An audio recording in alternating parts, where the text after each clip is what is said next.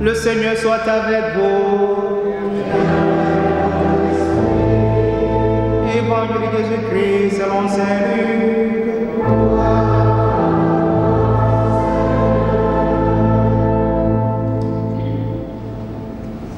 En ce temps-là, les grandes foules faisaient route avec Jésus. Il se retourna et leur dit: si quelqu'un vient à moi sans me préférer à son père, à sa mère, sa femme, ses enfants, ses frères et sœurs, et même à sa propre vie, il ne peut pas être mon disciple. Celui qui ne porte pas sa croix pour marcher à ma suite, il ne peut pas être mon disciple. Quel est celui d'entre vous qui, voulant bâtir une tour, ne commence par s'asseoir pour calculer la dépense et voir s'il y a de quoi aller jusqu'au bout? Car si jamais il pose les fondations et il n'est pas capable d'achever, tous ceux qui le verront vont se moquer de lui.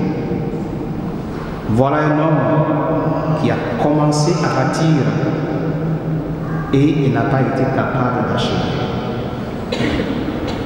Et quel est le roi qui, partant en guerre contre un autre roi, ne commence pas à s'asseoir pour voir s'il peut, avec 10 000 hommes, affronter l'autre qui marche contre lui avec 20 000. S'il ne peut pas, il envoie, pendant que l'autre est encore loin, une délégation pour demander les conditions de paix. Ainsi donc, celui d'entre vous qui ne renonce pas à tout ce qui lui appartient ne peut pas être mon disciple. Acclamons la parole de Dieu.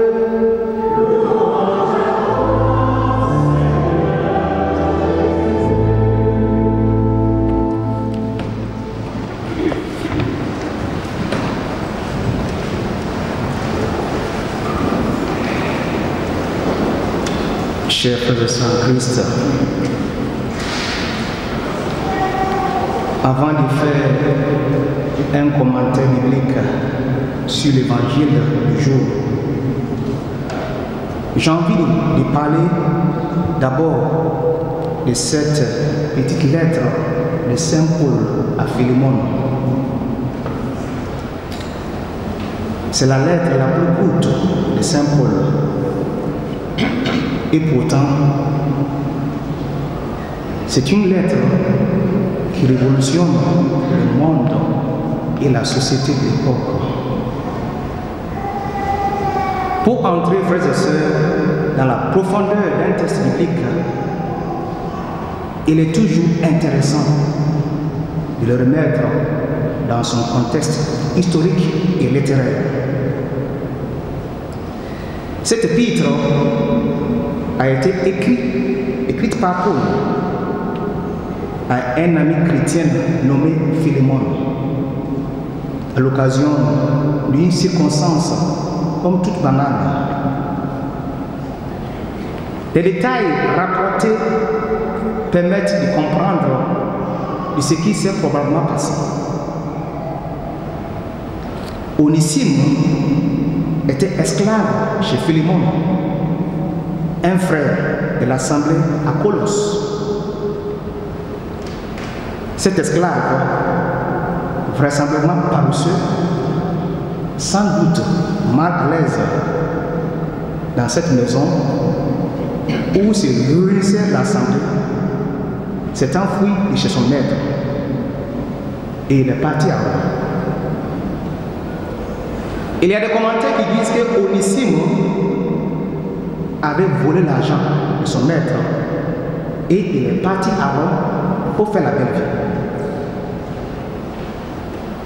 Rome était à l'époque un pôle d'attraction pour qui recherchait jeux et distractions.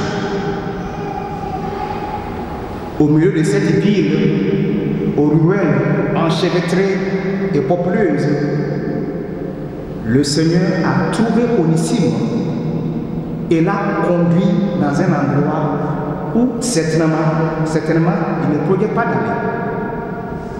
Au fond d'une prison, en face d'un vieillard prisonnier, Paul. Et c'est là qu'il a été converti par Paul. Bien que Paul, l'apôtre Paul, se soit très attaché à Onésime, il le renvoie maintenant à son ancien maître, muni de cette lettre de recommandation que nous avons bien écoutée.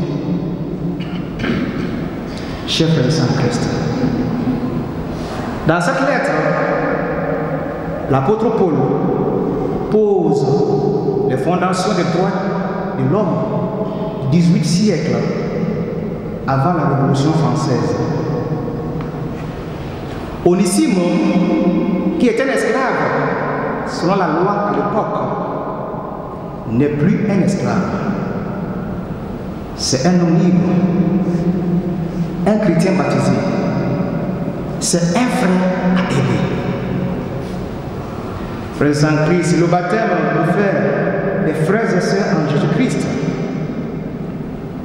Et quand on lit Galates chapitre 3, le verset 28, Paul nous dit, en Jésus-Christ, il n'y a plus ni juif, ni grec, il n'y a plus ni esclave, ni homme libre, il n'y a plus homme et femme, car vous êtes tous unis dans le Christ. Galates 3, 28.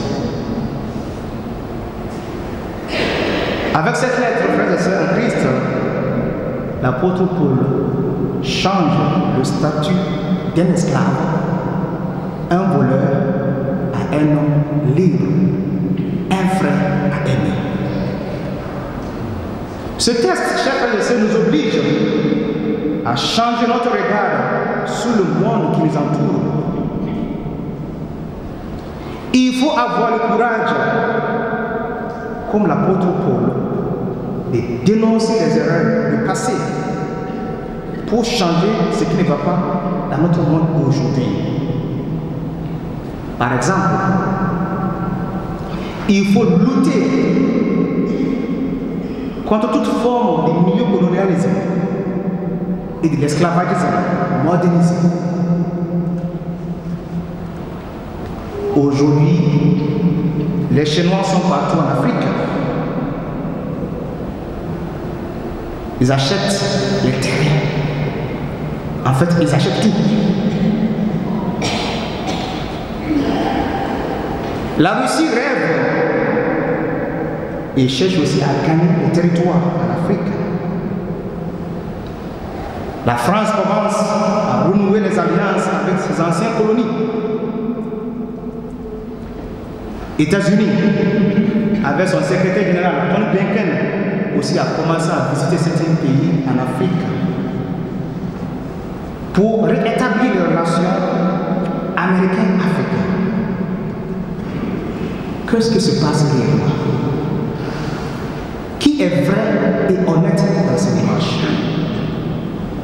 Rien n'est gratuit dans ce monde capitaliste où les gens ils pensent que l'argent est puissance.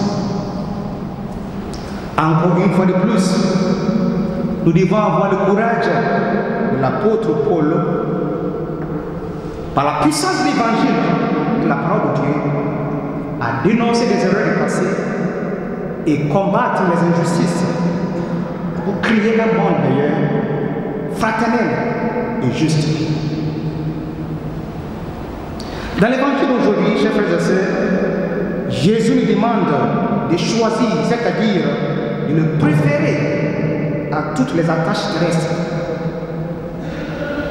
Préférer le Christ à son Père, sa mère et sa femme, ce n'est pas nier son humanité, ni sa paternité ou sa maternité, ni même notre fraternité. Bien au contraire, c'est les magnifier, les glorifier pour atteindre l'unité et la vérité que le Christ lui-même nous a montré. Chers frères en Christ, Jésus ne cherche pas des admirateurs intéressés, mais des vrais disciples, des combattants pour le royaume de Dieu. Un vrai disciple, c'est quelqu'un qui se met à l'école de son maître. Il s'efforce de le suivre et de lui être fidèle. Il doit toujours désirer faire la volonté de Dieu, qui est une volonté d'amour. Choisir d'être disciple de Christ amène à des choix radicaux qui forcent à engager sa vie dans celle du monde. Choisir de suivre le Christ, c'est aussi de se détacher des réactions trop sentimentales, émotionnelles ou épidémiques pour approcher en vérité de la personne qui vit à ses côtés, de celle qu'on rencontre en reconnaissant l'être divin, l'enfant de Dieu qu'elle est. Chers frères en Christ, et comme Saint Paul le dit dans la deuxième lecture, c'est toujours un choix d'un homme libre, invité à se défaire des esclavages humains pour s'enraciner dans la vérité et la transcendance de l'Évangile. Frères en Christ, ça demande un véritable effort de notre part pour changer notre monde capitaliste qui ne pense que l'argent est tout pouvoir.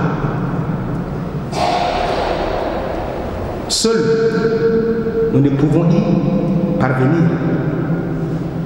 Notre orgueil doit être en souffrir. Choisir vivre comme un vrai chrétien, ce n'est pas une chose qu'on décide ou qu'on réalise avec sa seule force, avec l'aide de la sagesse divine, la sagesse de Dieu, que nous avons bien entendu dans la première lecture. Chers frères et en Christ, il y aura des résistances à vaincre, des conflits à gérer. Les forces du mal attaqueront le disciple du Christ comme elles ont attaqué le Maître. Mais le Christ, chers frères et sœurs, ne nous prend pas en traître. Et surtout, il ne nous laisse pas seuls. Ce qui est impossible aux hommes est toujours possible pour Dieu. Il suffit de lui faire confiance, car il a les paroles de la vie éternelle. Jean chapitre 6, le verset 68. C'est avec lui et en lui que nous pourrons réussir notre vie et trouver le vrai bonheur. Seigneur Jésus-Christ, Fils de Dieu vivant, apprends-nous les sentiments de ton Père. Fais que nous puissions te reconnaître, t'aimer et te servir en chacun de nos frères et sœurs en vérité. Toi qui es vivant dans les siècles des siècles. Amen.